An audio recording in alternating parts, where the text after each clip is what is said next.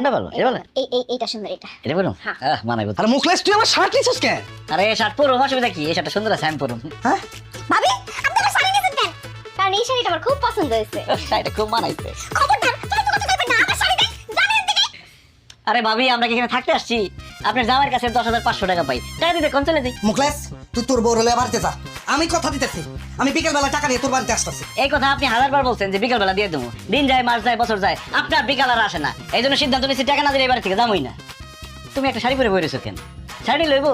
ভাবির আলমারি থেকে গয়নাগাটি নিতে না? ভাবি আলমারির চাবিটা দেন, গানে গেছে নিয়ে আসি। আরে ভাবির কাছে চাবি চাইলে ভাবি দিব? আলমারি ভাঙা নিয়ে যেতে বলছে। চলো ভাঙ্গি তাই। আল্লাহর ভয় লাগে, আল্লাহর ভয় লাগে। আমার আলমারি ভাঙেন না, আমার অনেক শখের গয়না গাড়ি আছে। এই তুমি দাঁড়িয়ে আছো কেন? তুমি ওখানে তাড়াতাড়ি দাও। এই সপ্তাহ কিস্তির টাকা রাখছিলাম। টাকা দিয়ে দিলে কি আর এত ঝামেলা করা লাগে? শাড়িটা ভাবি কি শাড়ি টানাটানি করতেছেন? শাড়িটা ভালো লাগছে আমার। ভাবি আমার শখের গায়ে হাত দেয়। সাবধানে। ভাবি ভাই একটু কোন ভাবিরা মুখলেস বাইরে তুই আমার কাছে 10,500 টাকা পাস, আমি আলমারি কাছায় কুছে 3,000 টাকা পাইছি রে ভাই। ধর এই টাকাটা লো, বিশ্বাস কর ভাই এই টাকা ছাড়া আমার কাছে আর একটা টাকাও নাই। আমি তোর কথা দিতেছি অল্প কয়েকদিনের মধ্যে তোর বাকি টাকা পরিশোধ করে দিব না। আর আমার যদি তারপরে তোর বিশ্বাস না হয় তাহলে আমার বউরে এই পুরা বাড়িঘর সমস্ত কিছু তুই তল্লাশি করে দেখতে পারোস।